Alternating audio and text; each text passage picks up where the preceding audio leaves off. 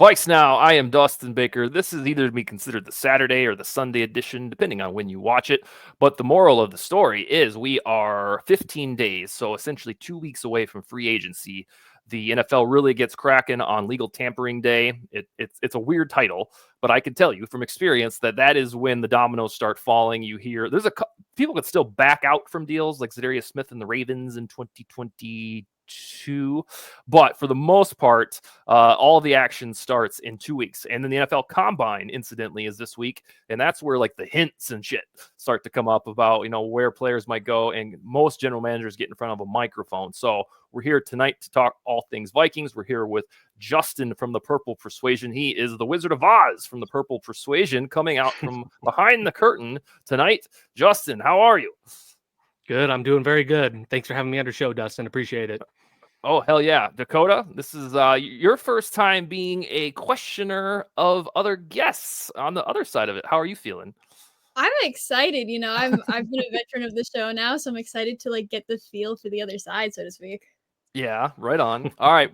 We won't forget, but just to get it out in the open, Justin, where can folks find the Purple Persuasion across the platforms?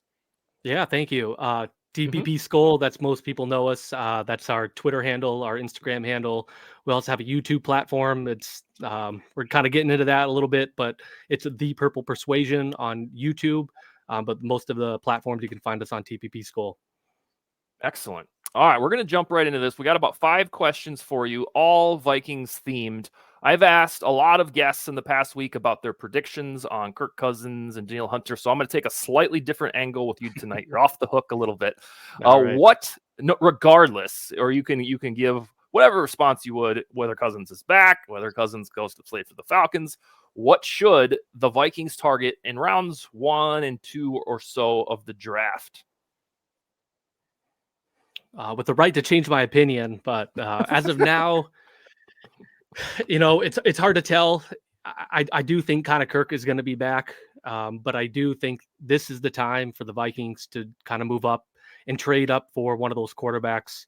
With Williams, Daniels, May, McCarthy, they're all going top 10. I know McCarthy's kind of the talker point that I don't know, is he going to go? Is he not going to go? He's definitely a first round. He's definitely top 10. I think he's a great fit for the Vikings. But in the end, Dustin, you had a great thread the other day that kind of outlined all your points. I agree with them all. And I think this is the time to move up. TPP, we are Kirk fans. But in the end, the time is now. And I think this is the time to do it. So let's move up. Let's get that quarterback of the future. I like the Chargers at that spot, at 4 and then 5 with the Chargers. I think or the Cardinals and the Chargers. I think those are the kind of the sweet spots. I don't really think the Commanders or the Patriots are going to trade their spots. I think they're going to take their quarterbacks. So I think that 4 through 7 spot, I think the Cardinal or the Atlanta Falcons are at 8. So I think we got to jump them. I think they may move up. They may trade for Fields. I think that could go a whole nother route before the draft. But I think now's the time to move up for the quarterback and get it. Well, Dakota is a noted but if they don't fan, so she would fit in really well at Purple Persuasion. I've got to ask you real quick with your scenario of retaining Kirk for a year or two and also trading up, whether they get, let's just say it is Daniels or Drake May. Are you prepared to live through that for a year or two? Because every fucking time Kirk throws an incompletion, we're going to hear a wave of that pick. Yeah. Yep. Oh, are you ready for that? You have the patience? Yeah, I got the patience for it. I just, in my opinion, I don't think it's the right time to, kind of bring Kirk back and have a quarterback. I think you got to commit all in. I think the Vikings, what they've always done is they either one foot in, 1 foot out.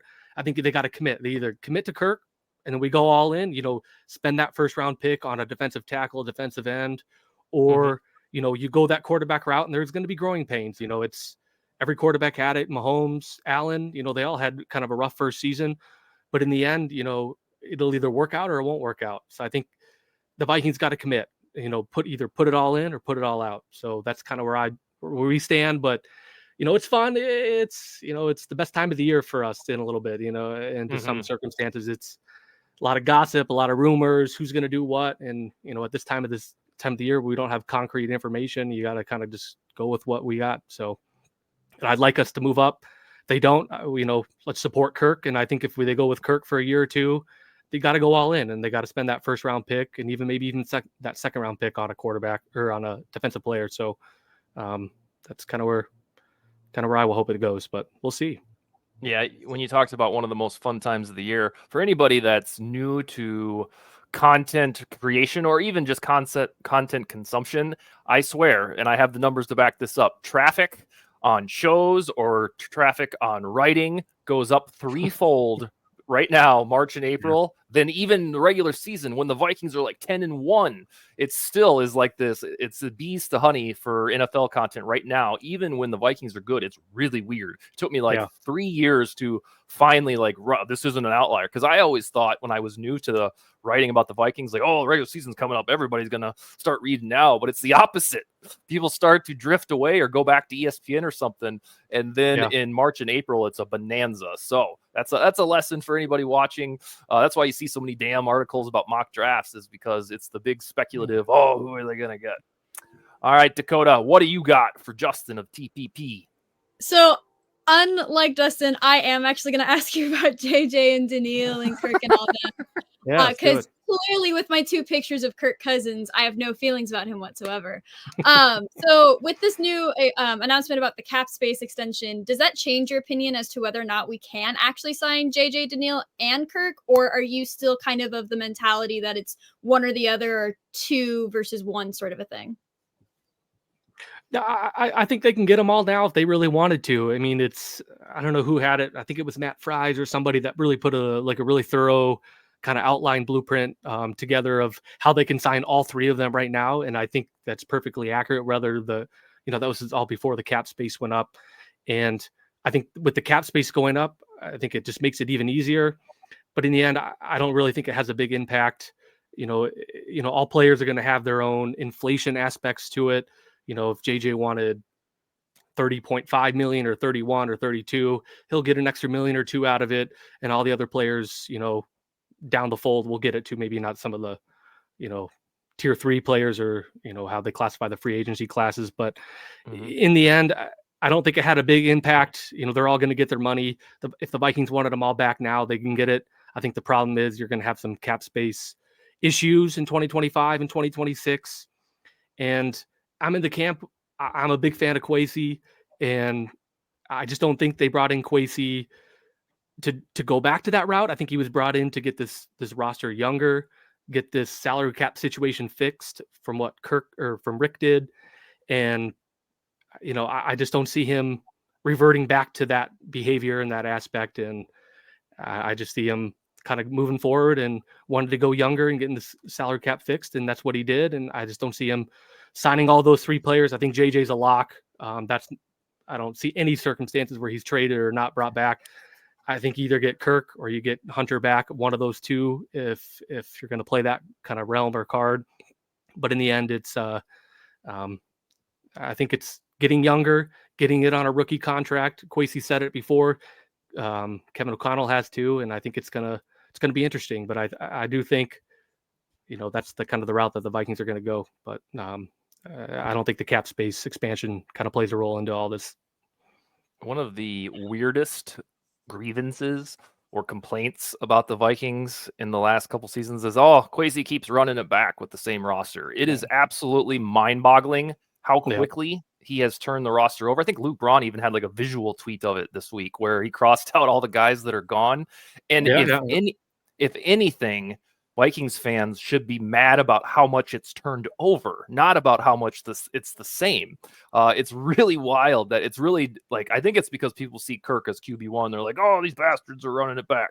Because other than that, the evidence is overwhelming. And the other thing that's really weird about the salary cap increase is in 2021, which I consider Cousins' best year, at least to my eye test, The salary cap was $182 million. Now it is $73 million more, and we are only 3 years removed from that. So I'm always going to find it criminal that Cousins' best year, we had the smallest, dinkiest salary cap imaginable, but that's just revisionist history for my cynicism. But yeah, this thing is growing, and all of those articles that you talked about, whether it was Matt Fry or Minnesota Sports Fan had one that defended how the Vikings can bring back all three guys. Those were accurate at heart, to your point as well, Justin, that you will have to pay the piper in eventual void cap years if you want all three of those guys back. But those articles were right in spirit, and now they're even more vindicated with the salary cap increase, because any team that said, you know what, we're going to use void years kind of felt relieved this week when this big, juicy, giant salary cap raised up to $255 million. I mean, $73 million increase since 2021. I mean, that's incredible. Yeah, and I mean, everybody wins with that. I mean, especially the players. Yeah. I always wonder about the owners. Are they like, oh, God damn it, and we have to, now we have to write this much? I mean, or if they just make it all back anyway. But that's first thing I thought of. Is I wonder if the owners are all like, why? Well, it's too much. Probably not. Yeah, they get their money from the TV, all that kind of stuff, man. They're raking in the cash. They don't care. Yeah. All right. So we got we got some draft thoughts. Can they afford all of these Dominoes back? Probably. Let's hope at least 2. What, in your estimation, is the most underrated off-season storyline? We got the big ones that are staring us in the face, whether it's Cousins, Hunter, or Jefferson's, what I just consider fruition, the extension. What's something that we're casual fans might be overlooking? Yeah, that's a great question. I think, I don't know, for my opinion, I'm not real sold on the RB1 right now.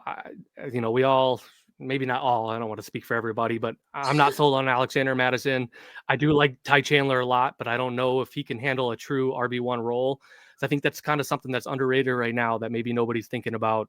You also have the continued transformation of Brian Flores' defense, the leaps and bounds that they took this past season, and also how they're going to go in the future with, maybe not the, your people on paper that are like, wow, this is a great defense. I can't believe what he did this past season to turn this defense around with the kind of the limited talent that he had.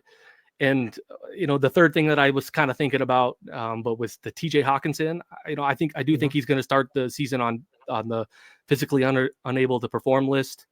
And, how long is it going to take to get TJ Hawkinson back to, that old TJ that we're all used to seeing, who's going to be a key, offensive contributor this season. So I think those are kind of 3 underrated storylines that maybe people aren't talking about too much, some more maybe than others. TJ Hawkinson is a little bit more popular than RB1 and our, pass first offense that, nobody really considers the running back position. But I think those are kind of the 3 things that I'm looking forward to kind of seeing how Kevin O'Connell and Kwesi solve this offseason. Yeah, the first one you mentioned is paramount. Either fixing your scheme running the ball or finding somebody who can do it, because I can stare you right in the face right now, the both of yous, and tell you that Kevin O'Connell's offense will not cook, will not be unlocked unless they have a mediocre running game. It's fine if they want to have it. This is how I used to talk about the offensive line. All I wanted to do is rank 16th. I don't need to be greedy and get up in the top 5. Just give me something average, not shitty.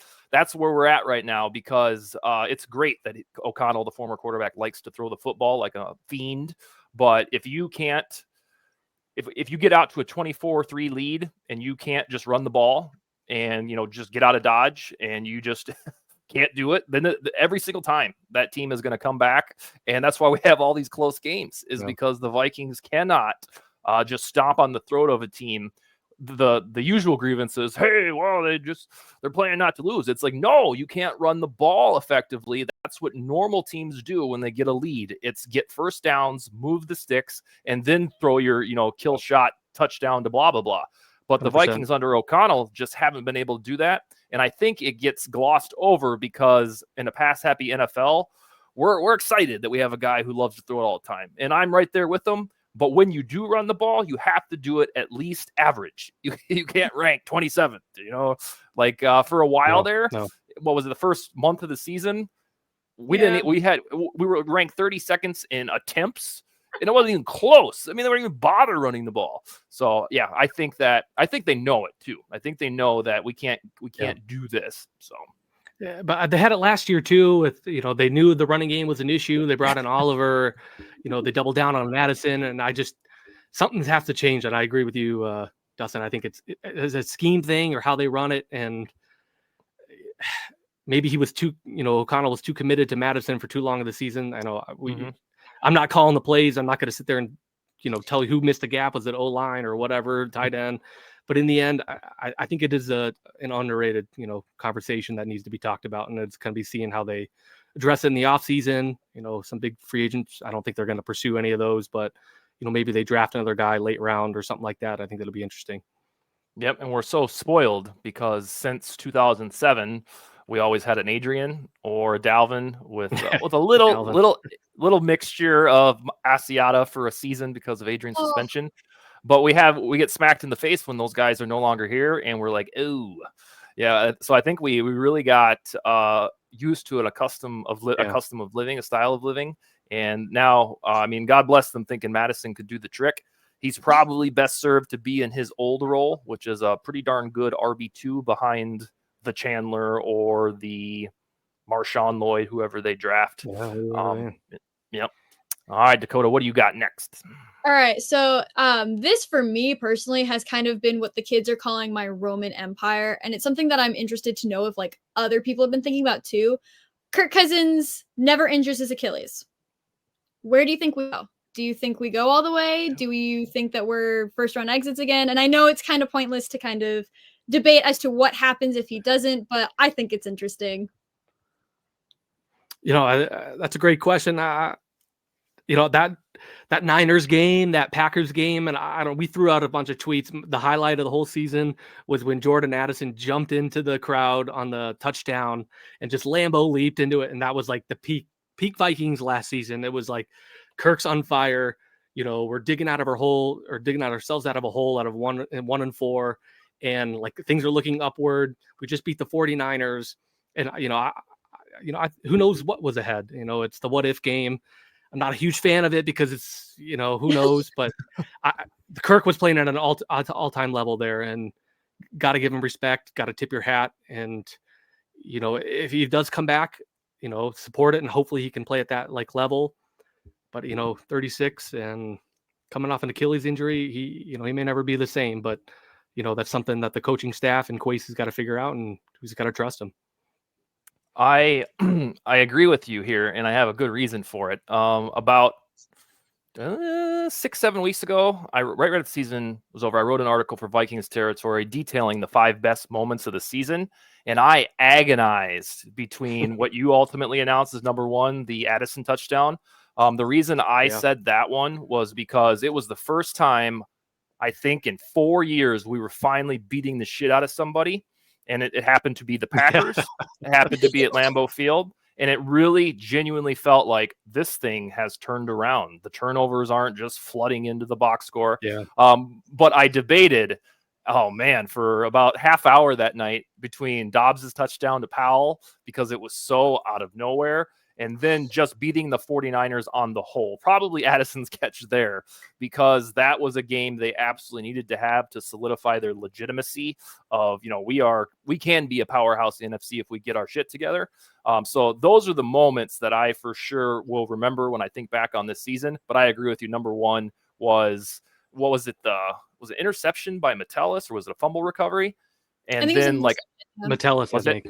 Yeah. And then was it either the next play or 2 plays later, touchdown to Addison? You look up, it's 24-3, and it felt so 37-yard bomb or something like that. Yeah, it felt so abnormal to be in that spot. We're up 24-3 over somebody, because the only other time I can think of in recent memory where it was that commanding was against the Steelers on Thursday Night Football in 2021. And then, of course, that almost got choked away. It's been a long time since we blew somebody out, and that was an awesome game. But it got a little dicey there when Kirk went down, and then Hall had to come in. And oh man, I hear you. That was a stressful game. Oh, sorry. I was just gonna say, I'll always think of the fact that he injures his Achilles and immediately starts running. To me, that's I think that goes a little underrated, is that like his Achilles, and then just hurts, man. It just hurts. All right, now we got to ask you about some of the personal stuff that you're doing, because we're really curious about it. What inspired you, good sir, to create Purple Persuasion? Yeah, that's, it's something that's been in the works. And I was messaging you the last week or so. It was a thought always in my mind, and as well as my good friend Nick, who also runs the account as well. It's just, I think first and foremost, we're all Vikings fans. We love the Vikings. We love engaging with Vikings fans, and it's just something that we just needed to pull the trigger on. And it took a little bit of time. We dabbled with some various platforms and kind of just figuring out the nuances of how Vikings social media runs, how websites run. And in the end, we kind of figured out that we just needed to have our own platform, put it all in one space. And one of our biggest aspects is discussion. And, we all don't agree on everything on Vikings Twitter. You're a Kirk fan, you hate Kirk, you like this, you like that. I hate that. Everybody's always butting heads. And in the end, like, everybody's entitled to their own opinion, and we like to listen to what other people have to say. We do value analytics a lot, if you haven't noticed. But at the same time, we wanted to bring one platform where everybody could find their news, their rumors, all the kind of stuff, and then have a good conversation about it. So that's something that we really pride ourselves on at TBP. Since I got here to the Viking space, which is about 5 years ago, I've absolutely loathed how you have to like pick a side on Cousins. Like, I've never understood why that's the thing. And then if you support him or you think he's good, people were like, "Oh, when he leaves, you're just going to go be a fan of the Falcons." It's like, what are you talking about? Like, I like this guy like I loved Dante, or I like Bradford for a season. And we've for some reason allowed ourselves to be divided by a quarterback. I'm really curious to see if there's like this mending of fences, if it's like, hey, Drake May is the draft pick. Yeah, they'll find another one. They're going to find another person to put their blame on.